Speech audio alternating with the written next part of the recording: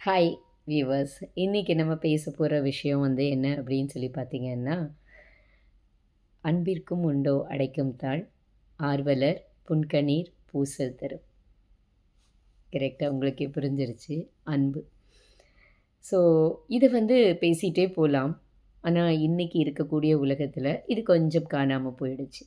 அன்புங்கிறது இன்றைக்கி எதிர்பார்ப்போடு இருக்கக்கூடிய ஒரு விஷயம்தான் அன்பு. எதுவும் இல்லாமல் அன்புங்கிறது காமிக்கப்படுறதில்ல அப்படின்னு சொல்லி சொல்கிறாங்க.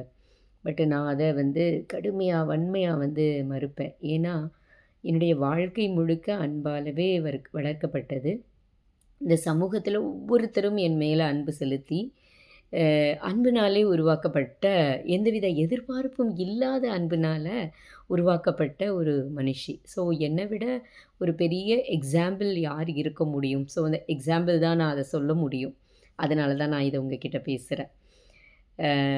ஸோ என்ன சொல்லுது அப்படின்னு சொல்லி பார்த்தீங்கன்னா, திருக்குறள், அன்பிலார் எல்லாம் தமக்குரியர், அன்புடையார் என்பும் உரியர் பிறர்க்கு. இதை நம்ம கலைஞர் கருணாநிதி கூட ரொம்ப தெளிவாக 2 வார்த்தையில் அதையும் சொல்லிட்டாரு. என்ன சொல்கிறாரு அப்படின்னு சொன்னால், அன்பு அன்பு இல்லாதவங்க, அவங்களுக்குன்னு எதுவுமே இல்லாதவங்க, அவங்க ஒரு பயனே இல்லாத ஆள்.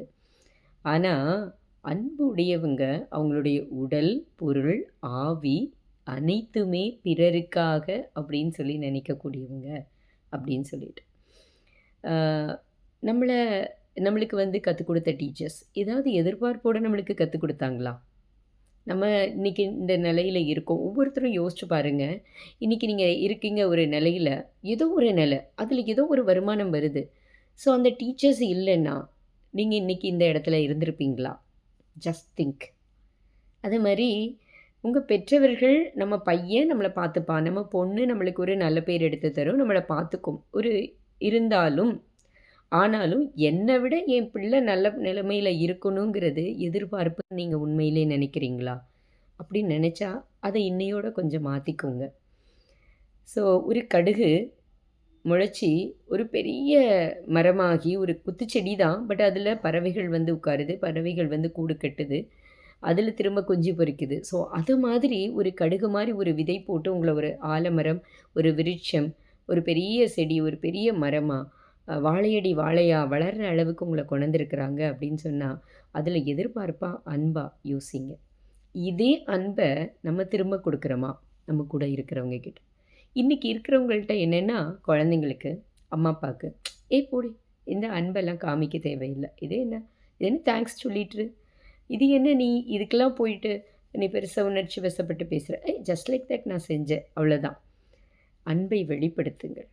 இன்றைக்கி இருக்கக்கூடிய காலங்களில் பார்த்திங்கன்னா, அந்த அன்புங்கிற பிணைப்பு தான் உறவுகளை மேம்படுத்தக்கூடியதாக இருக்கிறது. இந்த அன்புங்கிறது இல்லாமல் உங்களுக்கு ஏதாவது ஹெல்ப் பண்ணியிருப்பாங்க, உங்களுக்கு ஏதாவது உதவி பண்ணியிருப்பாங்க. ஸோ அவங்கக்கிட்ட நீங்கள் அந்த நன்றி உணர்வோடு கூடிய அந்த அன்பை நீங்கள் வெளிப்படுத்தாதப்போ, உங்களுடைய வாழ்க்கை எப்படி இருக்கும் அப்படின்னு சொன்னால், உங்களுக்கு உடல் இருக்குது, ஆனால் அதில் உயிர் இல்லை. அதுபோல தான் உங்களுடைய வாழ்க்கை இருக்கும். இன்றைக்கி கணவன் மனைவிக்கிட்டேயே கணவன் சமைச்சு வச்சாலும் அப்படியே உட்காந்து சாப்பிட்றது, டிவி பார்த்துக்கிட்டு. என்னங்க எப்படி இருக்குது? நல்லா தான் இருக்குது, என்ன பண்ண சொல்கிற? அவங்க எதிர்பார்க்குறது ஒரு பாராட்டு. பாராட்டுனா என்ன பண்ண போகிற? அதே மாதிரி மனைவியும் பாராட்டினா அப்படியா அப்படின்னு சொல்கிறதில்ல. திட்டாமல் இருந்தால் சரி. நேற்று படத்தான் திட்டினீங்க, இன்றைக்கி நல்லா இருந்தால் திட்ட மாட்டேங்கிறீங்க, அவ்வளோதான். ஸோ அந்த அன்பை ஏற்றுக்கொள்வதும் இல்லை சிலர், அன்பை வெளிப்படுத்துவதும் இல்லை. ஸோ இன்றைய காலகட்டங்களில் பல விஷயங்கள், இந்த குழந்தை அன்பை ஏற்றுக்கொள்ளணும்னு நினைக்கிறாங்க, அன்பை வெளிப்படுத்துகிறாங்க. ஆனால் அந்த அன்பை வெளிப்படுத்துகிற நேரத்தில் நம்ம பிஸி ஷெட்யூலில் இருந்துட்டு, நான் வேலையாக இருக்கேன், நான் டிவி பார்க்குறேன், நான் ஒர்க்கில் பிஸி அப்படின்னு சொல்கிறோம். ஸோ இதை நான் சொல்லும்போது, நான் பல நேரங்களில் என்னோடய குழந்தை ஆசையாக ஓடி என்கிட்ட ஒரு விஷயத்தை ஷேர் பண்ண வரும்போது, அது அன்பின் வெளிப்பாடு. அந்த அன்பின் வெளிப்பாடு தான் அந்த ஷேரிங் வருது. ஸோ நான் உதாசீனப்படுத்தியிருக்கிறேன், எனக்கு தெரியுது.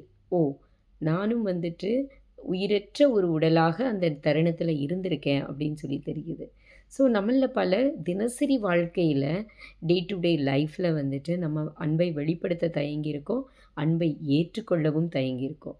என்கிட்ட நேத்து ஒருத்தர் ஷேர் பண்ணும்போது சொன்னாரு, "நீங்க அன்பை வீட்ல வெளிப்படுத்துறது எப்படி இருக்கும்?" அப்படிங்கிற ஒரு டிஸ்கஷன் வந்தப்போ சொன்னாரு. "சொல்றதெல்லாம் கிடையாதுங்க. சொன்னாலே ஏ ச்சீ பே! என்ன இதுக்கெல்லாம் போயிட்டு இது என்ன?" அப்படின்னு சொல்லி ஜஸ்ட் லைக் தட் கண்டுக்காம போயிடுவாங்க அப்படின்னு சொல்லிட்டு. ஏன்னா நாங்க தினசரி பார்த்தவங்க தான். பக்கத்து ஊரு, ஒரே ஏரியா, சொந்தம். ஸோ கல்யாணம் பண்ணிக்கிட்டப்போ, எங்களுக்குள்ள வந்துட்டு இந்த அன்பு பரிமாற்றங்கள் வந்து எதிர்பார்த்தாலும் வந்து அது நடக்கிறதில்ல அப்படின்னு சொல்லிட்டு.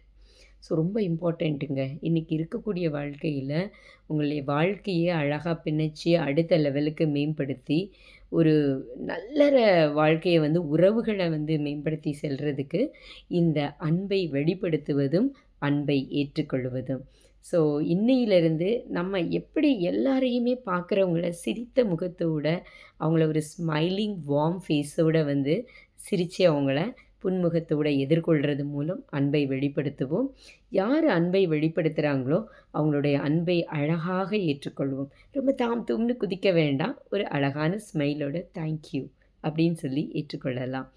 ஸோ மீண்டும் ஒரு நாள் ஒரு புதிய ஒரு விஷயத்தில நம்ம சந்திக்கலாம். Bye friends.